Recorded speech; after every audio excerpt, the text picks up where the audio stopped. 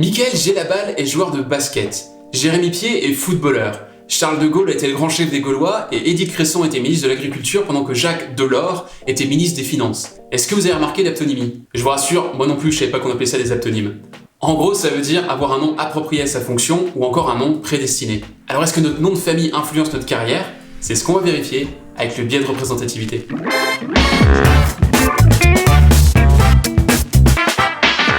Le premier à relever la coïncidence entre le patronyme et la fonction dans la littérature scientifique, c'est le psychanalyste Carl Jung en 1952. Il notait par exemple que Sigmund Freud s'était beaucoup intéressé au principe de plaisir.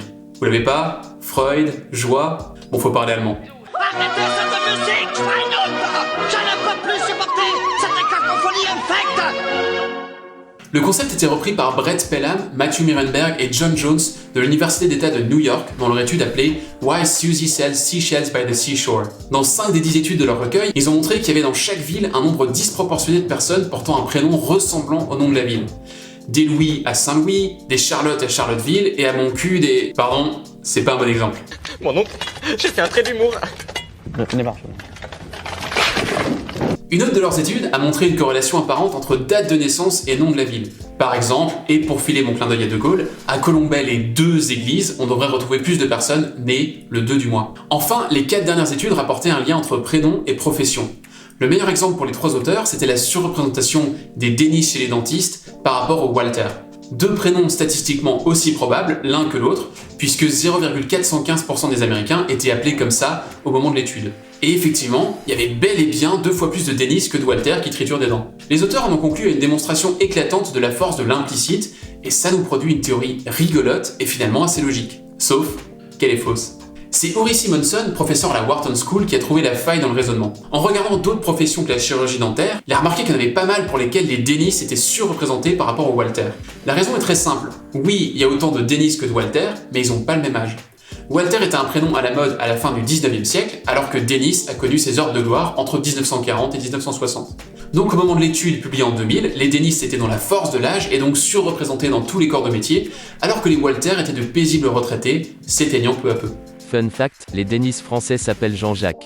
On voit bien que les prénoms n'avaient rien de prédestiné. Et dans le même ordre d'idée, pour ce qui est des Louis choisissant d'habiter à Saint-Louis, on peut aussi démontrer qu'en fait les parents habitaient là avant, et que c'est l'ancrage de la ville dans leur cerveau qui les pousse plus que les autres à appeler leurs enfants Louis. De manière plus générale, Brian Nosek, un professeur de psychologie à l'université de Virginie, s'est fait pour spécialité de démonter les mythes et de déboulonner les études infondées. Avec l'aide de 270 scientifiques, il a reproduit les expériences de 98 études de psychologie, et il a montré que plus de 65% étaient fausses. Alors, est-ce que tout ce que je vous raconte depuis une vingtaine d'épisodes, c'est faux? Est-ce qu'on est des êtres rationnels et conscients de tout, en fait? Rassurez-vous, bien sûr que non. On est toujours les bestioles subjectives et pleines de raccourcis que je vous décris depuis plusieurs semaines. Si on regarde le travail de Brian Nosek d'un peu plus près, on voit qu'il a recruté des scientifiques dans le but de démonter des expériences. Pas des cobayes innocents, sachant pas sur quoi porte l'étude à laquelle ils se soumettent. Et de la même manière que personne ne se comporte dans un entretien d'embauche comme dans la vraie vie, l'étude de leur subconscient, alors même qu'ils sont conscients qu'on l'étudie, elle est forcément faussée. On pige rien à ce que vous bavez. Nosek, lui aussi, était victime du biais de représentativité. Pour résumer son approche, il a choisi 98 études, reproduit les expériences de façon biaisée par son panel, et s'il trouvait pas le même résultat que l'étude de départ, il concluait qu'elle était fausse. Mais est-ce qu'une seule étude est représentative? Évidemment que non. Ni dans un sens, ni dans l'autre d'ailleurs. C'est pour ça que la rigueur scientifique pousse toujours à faire plusieurs tests de la même chose. Et les résultats doivent coller entre eux avant qu'on puisse le qualifier de preuve. Le truc, c'est que le premier trio de psychologues avait envie de prouver la force de l'implicite. Et comme par hasard, il y est arrivé. Et Nosek voulait montrer que la psychologie est une pseudo-science. Et encore une fois, le hasard fait bien les choses, il a réussi. Brian Nosek était pourtant bien placé pour savoir que son approche avait un défaut fondateur. Avant de se lancer dans sa propre aventure, il avait fait partie du Medilab Replication Project. L'idée à l'époque, c'était de reproduire 13 études dans 36 laboratoires avec plus de 6000 cobayes. La règle fixée était simple. Sur 36 répliques, au moins 35 devaient tendre vers le même résultat pour qu'on valide l'hypothèse. Et sur les 13 biais psychologiques explorés, 10 ont réussi à passer ce cut. Pourtant très exigeant. Ça fait quand même plus de 97% de reproductibilité. Et c'est vraiment énorme. Comme ma popularité en 1950. Mais si on inverse la règle en disant que dès qu'une réplique contredit l'hypothèse est rejetée, le résultat est beaucoup plus simple. Les 13 biais étudiés sont à brûler. Voilà pourquoi il faut toujours s'interroger sur la représentativité d'une étude, d'un résultat ou d'une théorie. Et je dis ça évidemment sans aucun sous-entendu. Paranoia, paranoia, everybody's coming to get me.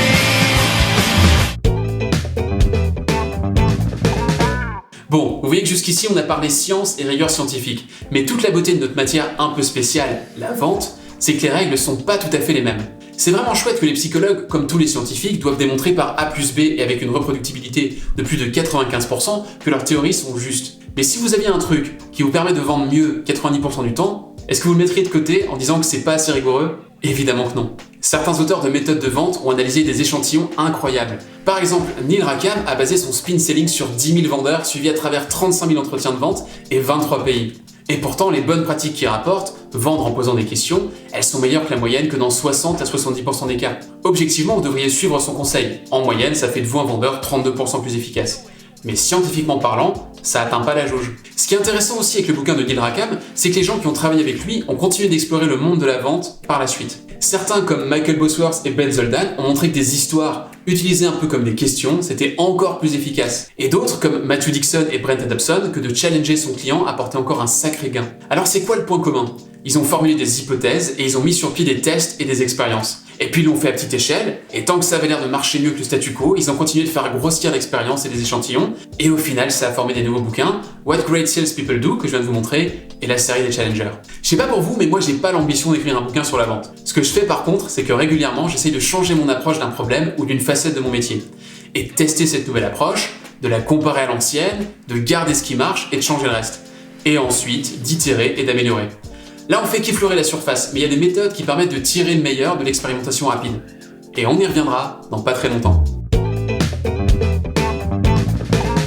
Pour aujourd'hui, ce qu'on peut dire, c'est qu'il faut se méfier de nos attentes et de nos envies. C'est pas parce qu'on aimerait que quelque chose soit vrai que ça l'est forcément. Et une petite dose de rigueur scientifique, ça fait mal à personne, surtout si on veut éviter le piège du biais de représentativité. Ce que je vous propose pour finir, c'est une expérience simple. Mon hypothèse, c'est que si vous partagez cet épisode avec un ami, un proche ou un comptable, vous serez plus heureux de 28%. Alors ce que je vous propose, c'est de le faire, de vérifier par vous-même et de venir me rapporter vos retours d'expérience en commentaire de cet épisode. À bientôt.